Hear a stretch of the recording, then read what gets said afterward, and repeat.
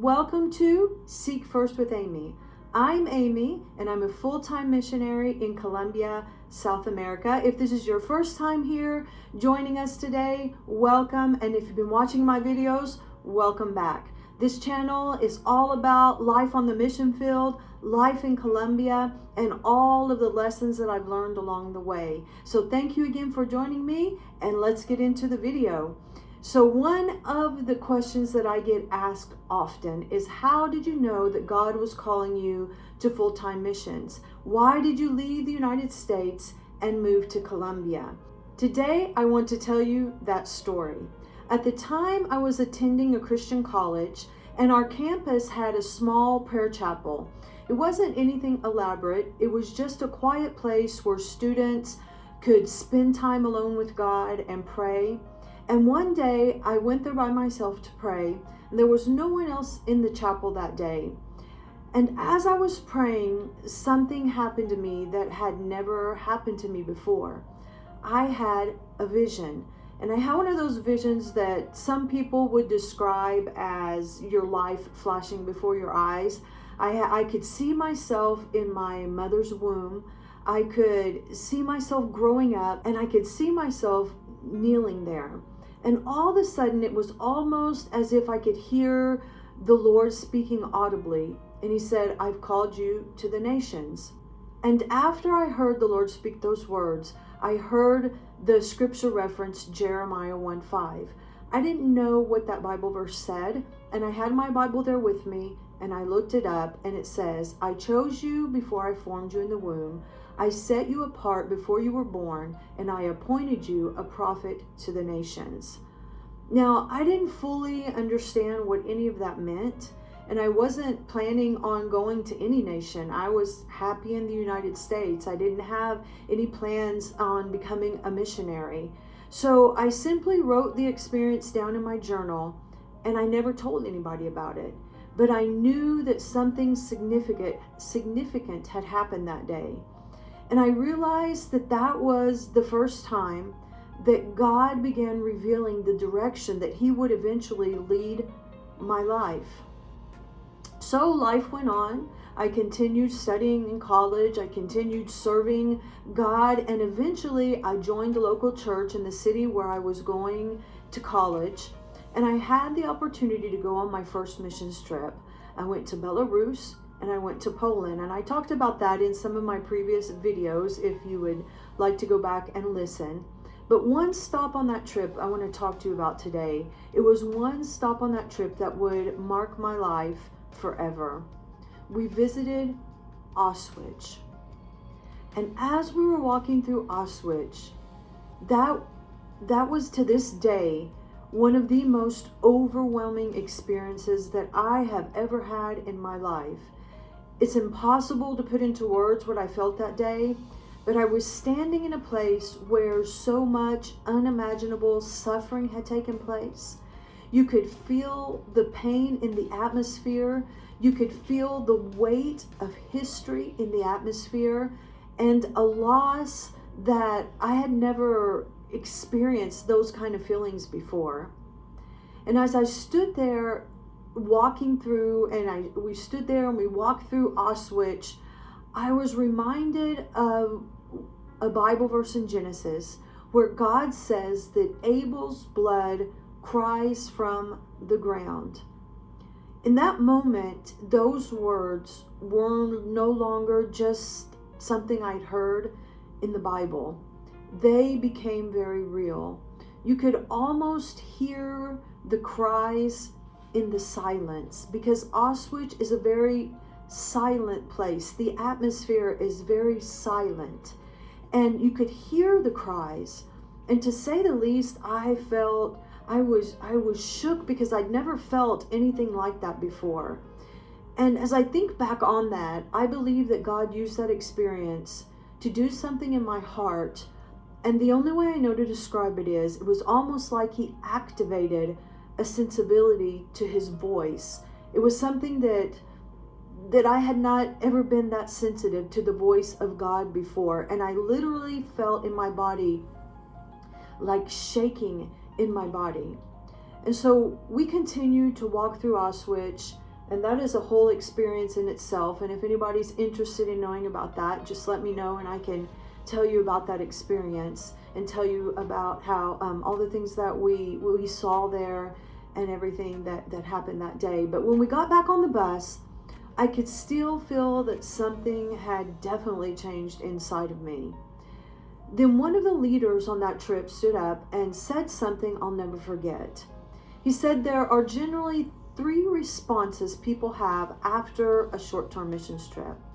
Some will continue serving on short-term missions. Some will be called to support missions financially. And some will be called to lay down their lives and serve on the mission field. I remember sitting on that bus. There were probably 25, 30 of us. And I thought, well, I'd love to continue going on short-term missions.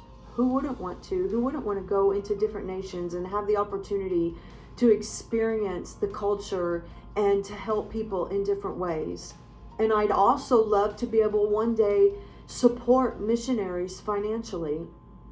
I'd seen how people had lived in Belarus and Poland at that time, and there was a heaviness in my heart, and I wanted to support missions in any way that I could. But becoming a missionary myself, there were enough people on that bus that let's just leave that to someone else. That had never crossed my mind. It wasn't a part of any of the plans that I had made in my life or for my life. But you know what? Of all the people that were on that bus that day, I was the only person that went into missions full time. And I know that that was another moment that God was planting a seed in my heart, even though that I had no idea at the time. A year later, I think it was a year later, we went on another missions trip, this time to Costa Rica. Not long after that, a pastor's wife came to a conference that we had in our church, and she spoke a word over me about coming to Colombia, and that's also in another video if you would like to listen to that. And during that time, everything started to kind of fall into place. And I still didn't even realize that it was falling into place. I realized later on that the prayer chapel, the vision that I had, the words that God had spoke to me, the scripture that He had showed me, Belarus and Poland, my experience in Auschwitz, the conversation on that bus, then everything that happened in Costa Rica, I could begin to see that God had been leading me all along. And I often think about this, and I think about what if God in that prayer chapel in college that day had told me, Amy, you're going to leave America, you're going to leave the United States, and you're going to spend the next 3 decades of your life living in Colombia as a missionary. I honestly know that I could not have processed that at the time. But instead, He led me one step at a time, one act of obedience at a time, one experience, one confirmation after another. And I remember in those times that I started going on missions, I would pray the Bible verse that says, "Here I am, Lord, send me." I believe that's a song, if I'm not mistaken. "Here I am, Lord, send me." And I would pray that often, but I had no idea what I was praying. And I had no idea that that prayer would shape the rest of my life. And so not long after all of that, I went home, packed my bags, said goodbye, and I moved to Colombia. And that's been 30 years ago. And I have to say that God definitely has incredible patience with us. He didn't tell me everything all at once. And at the time, I couldn't even see how any of those things or any of those moments would fit together. Today, I can look back and I can say that I see how every step and every decision and every word and every moment were woven together. So maybe God has a calling on your life, and maybe He's calling you in your life right now. And maybe He'll never lead you to another country, and I'm sure that your calling looks a lot different from mine, and my calling looks a lot different from yours. because we're all unique and we're all different. But you know, that's not really the point. The point is this: God is still calling people. He called me here, and he's still calling me into other things. And I believe that if you're listening to this, he's still calling you, and he's calling his people into different places, into different areas, into different destinies. And more often than not, he doesn't reveal the entire journey to us all at once. We could never process the entire journey. We would probably run away from it if he did reveal the entire journey to us. But he reveals the next step, and he's always working, even when we don't recognize it, even when we don't see it. And a lot of that working is preparation in our hearts. He's preparing our hearts before he can change our direction, and before he changes our direction.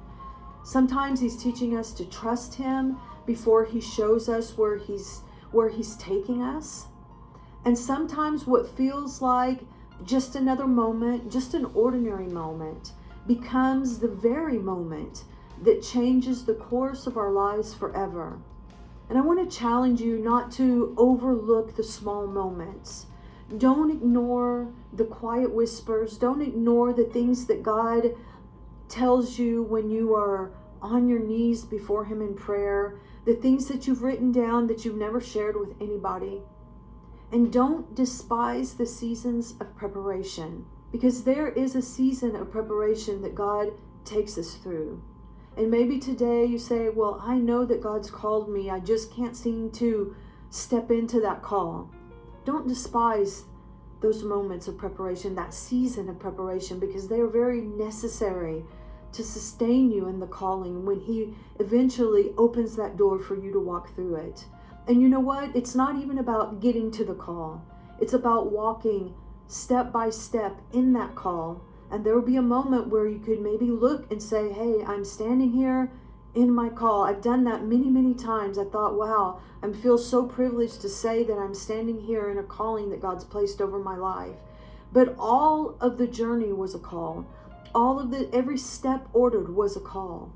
God knows the end from the beginning, and he is more than capable of leading you one step at a time, just as he does with me, just as he does with so many who are listening. And my prayer is that as I share these stories on this channel, from my own journey, from my own experiences, that it won't be something that just inspires you or that you just listen to, but it will awaken in you a greater desire to know God's voice, to courageously follow wherever he's leading you, wherever he's calling you today. God's greatest purpose for our life isn't about where he sends us. God's greatest purpose for my life isn't about being a full-time missionary in Colombia. And it's not about where he sends you or where he takes you to. But it's about walking so closely with him that when he speaks to your heart, you're ready to say, here I am, Lord, send me. And that's how I knew that it's how I eventually knew that God had called me to go full-time into the mission field. And that's why I left the United States 3 decades ago and moved to Colombia. And here I am still. Thank you for watching. Don't forget, keep seeking and stay ready. God bless you, and I hope to see you next week with my next video. God bless you.